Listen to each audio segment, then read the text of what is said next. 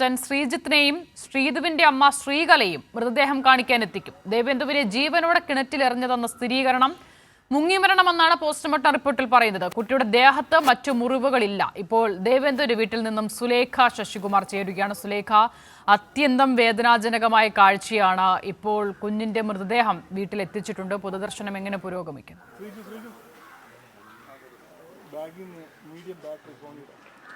തീർച്ചയായും അസ്ത, അത്യന്തികം വേദനാജനകമായ കാഴ്ച തന്നെയാണ്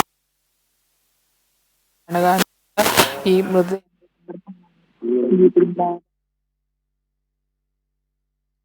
സുലേഖയിലേക്ക് മടങ്ങി വരാം. സുലേഖ ശശികുമാർ ഇപ്പോൾ ദേവേന്ദുവിന്റെ വീട്ടിലാണുള്ളത്. ഇപ്പോൾ കുഞ്ഞിന്റെ മൃതദേഹം വീട്ടിലേക്ക് എത്തിച്ചിട്ടുണ്ട്. പോസ്റ്റ്മോർട്ടം നടപടികൾ പൂർത്തിയാക്കിയാണ് കുഞ്ഞിന്റെ മൃതദേഹം വീട്ടിലേക്ക് എത്തിച്ചിരിക്കുന്നത്. അവിടെ ഇപ്പോൾ പൊതുദർശനം നടക്കുകയാണ്. ഒരുപാട് ആളുകൾ 2 വയസ്സുകാരി അവസാനമായി കാണാനായി എത്തുന്നുണ്ട്. അപ്രതീക്ഷിതമായി ഉണ്ടായ ഒരു ദാരുണ സംഭവം. കുഞ്ഞിന്റെ അമ്മാവൻ തന്നെ കുഞ്ഞിനെ കൊലപ്പെടുത്തുന്ന നിലയുണ്ടാകുന്നു. കിണറ്റിലെറിഞ്ഞ് കൊന്നതാണ് എന്നതാണ് പോസ്റ്റ്മോർട്ടം റിപ്പോർട്ട്. മുങ്ങിമരണമാണ് ഉണ്ടായത് എന്ന് പോസ്റ്റ്മോർട്ടം റിപ്പോർട്ട് വ്യക്തമാക്കുകയും ചെയ്യുന്നുണ്ട്. ഇപ്പോൾ നിരവധി ആളുകൾ ദേവേന്ദുവിനെ അവസാനമായി ഒരു നോക്ക് കാണാനായി ആ വീട്ടിലേക്ക് എത്തുകയാണ്. സുലേഖ തുടരുന്നുണ്ട്. സുലേഖ, പറയൂ.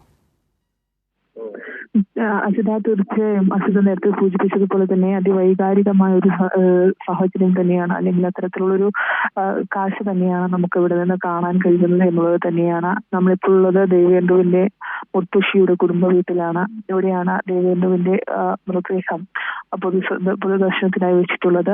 അല്പസമയത്തിനകം തന്നെ സംസ്കാര ചടങ്ങുകളില്ല, പകരം സംസ്കാരം നടത്തുമെന്നുള്ളൊരു കാര്യമാണ് കുടുംബം അറിയിക്കുന്നത്. അതിനൊപ്പം തന്നെ ദേവേന്ദുവിന്റെ അച്ഛൻ ശ്രീജിത്തിനെയും അമ്മ ശ്രീധുവിന്റെ അമ്മ മുത്തശ്ശിയായ ശ്രീകലയെയും ഈ മൃതദേഹം കാണിക്കാനായി അല്പസമയത്തിനകം തന്നെ ഇവിടേക്ക് എത്തിക്കുമെന്നുള്ളൊരു കാര്യവുമാണ് പോലീസ് വ്യക്തമാക്കുന്നത്. എന്തായാലും ഈ വീട്ടിനോട് ചേർന്നുള്ള ഈ കുടുംബ വീടിനോട് ചേർന്നുള്ള സ്ഥലത്ത് തന്നെയാണ് ദേവേന്ദുവിന്റെ മൃതദേഹം അടക്കം ചെയ്യുന്നത്. അല്പസമയത്തിനകം തന്നെ ഈ സംസ്കാരം നടക്കുമെന്നുള്ളൊരു കാര്യം തന്നെയാണ് കുടുംബം അറിയിക്കുന്ന ഒരു കാര്യം എന്ന് പറയുന്നത്. അതിവൈകാരികമായ ഒരു സന്ദർഭം തന്നെയാണ് ഇത്തരത്തിൽ ഇവിടെ നടക്കുന്നത് എന്നത് തന്നെയാണ്. 2 വയസ്സ് മാത്രം പ്രായമുള്ളൊരു കുഞ്ഞാണ്.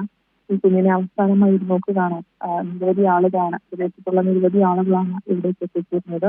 ഇത്തരത്തിൽ അതിവൈകാരികമായ സംഭവം, അതിവൈകാരികമായ ഒരു സന്ദർഭം തന്നെയാണ് ഇവിടെ ഉള്ളത് എന്നുള്ളത് തന്നെയാണ്. വെറും 2 വയസ്സുള്ള കുട്ടി അത് ജീവിതം എന്താണെന്ന് പോലും അറിയാവുന്നതിന് മുന്നേ ഉള്ളൊരു മരണമാണ് ഈ കുട്ടിയുടേത് എന്ന് പറയുന്നത്.